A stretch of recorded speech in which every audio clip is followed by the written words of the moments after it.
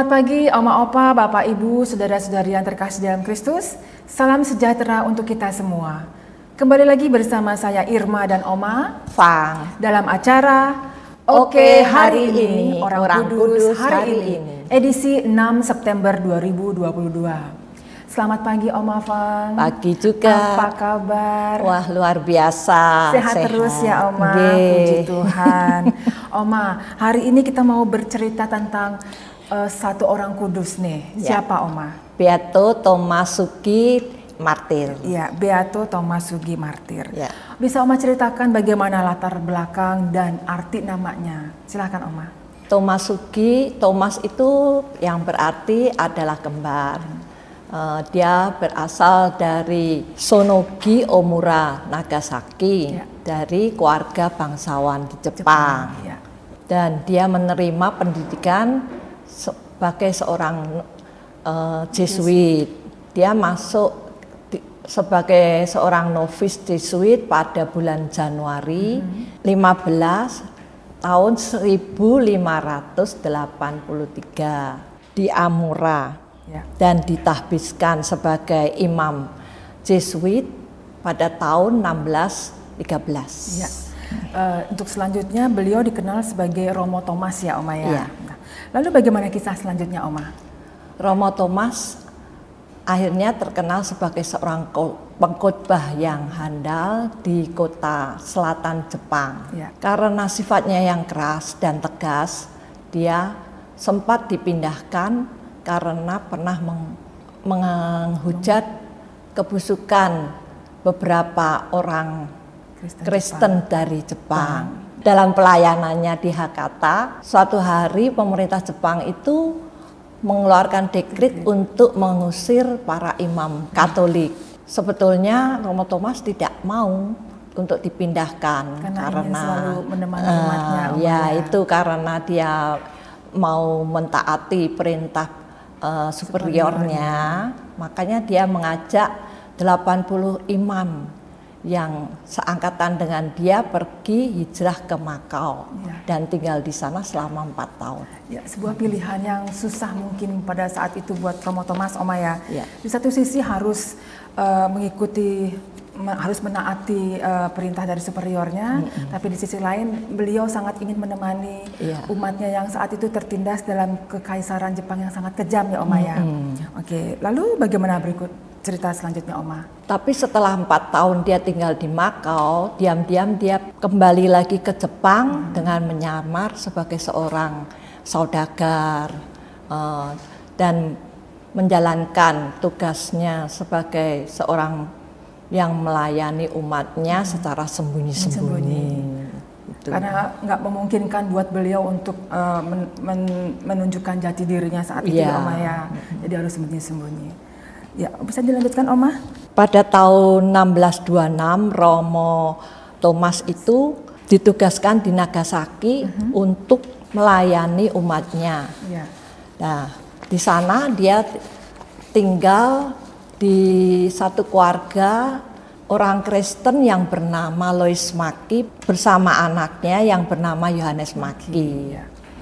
Jadi beliau ditampung dalam sebuah keluarga Kristen yang bernama Lois Maki dan Yohanes Maki. Lalu bagaimana kisah penangkapan Romo Thomas ini Oma? Selama dia melayani secara sembunyi-sembunyi, suatu hari waktu dia mengadakan misa di pagi hari, datanglah tentara untuk menangkap mereka bertiga. Jadi setelah misa Oma ya? Iya. Oke.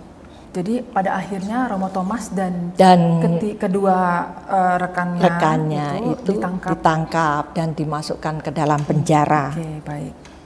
Lalu apa yang terjadi di penjara Oma? Selama di penjara Romo Thomas itu sering dikunjungi oleh keluarganya, di mana keluarganya menghasut Romo Thomas untuk melepaskan imannya sebagai seorang Katolik.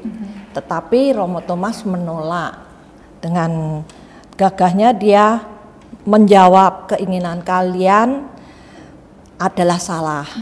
Walaupun dia menawarkan, keluarganya menawarkan kekuasaan ataupun duniawi kepadanya, tetap tidak akan dilakukannya. Setelah 13 tahun dia meringkuk di dalam penjara, akhirnya dia dihukum mati bersama rekannya, 2 rekannya, yaitu Louis Maki dan Yohanes Maki. Oke. Luar biasa sekali iman dari Romo Thomas ini ya Oma. Ya. Dalam situasi seberat apapun, beliau lebih memilih untuk tetap beriman kepada Tuhan daripada harus menyangkal imannya. Oke. Lalu bagaimana kisah selanjutnya Oma? Maka pada tanggal 7 September mereka dibawa ke tempat hukuman mati. Dengan semangat iman yang membara dan keperwiraannya, Romo Thomas bersama rekannya, kedua rekannya itu menaiki timbunan kayu yang telah disulut api. Kepada ribuan orang yang datang menyaksikannya, Romo Thomas memberikan wejangan iman mengenai Yesus Kristus. Banyak orang yang mencucurkan air mata karena terharu mendengar khotbahnya. Setelah Romo Thomas meninggal dengan cara yang ajaib, banyak saksi menyatakan bahwa beberapa saat sebelum kematiannya Romo Thomas, dada Romo Thomas terbelah dan dari dalam dadanya memancar api yang bernyala-nyala, naik tinggi ke angkasa sampai hilang dari pandangan mata. Mereka percaya bahwa nyala api itu adalah jiwanya yang malayang masuk ke dalam kemuliaan surgawi. Luar biasa sekali Oma ya. Lalu saya sempat mendengar juga bahwa Romo Thomas ini sampai saat ini diperingati di Jepang, Oma? Iya. Itu bagaimana ceritanya, Oma? Selanjutnya Romo Thomas dijuluki sebagai seorang kudus oleh Paus Pius ke-9 bersama dengan martir Jepang lainnya pada tanggal 7 Mei 1867. Sedangkan biara Jesuit memperingati kemartiran Romo Thomas itu pada setiap tanggal 4 Februari.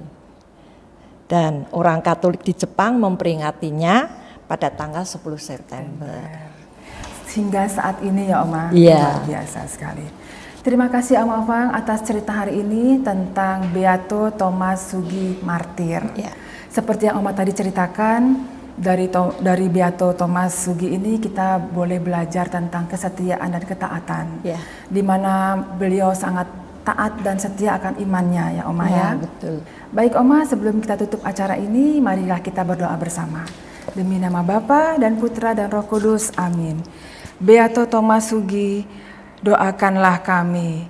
Kemuliaan kepada Bapa dan Putra dan Roh Kudus, seperti pada permulaan, sekarang, selalu, dan sepanjang segala abad. Amin.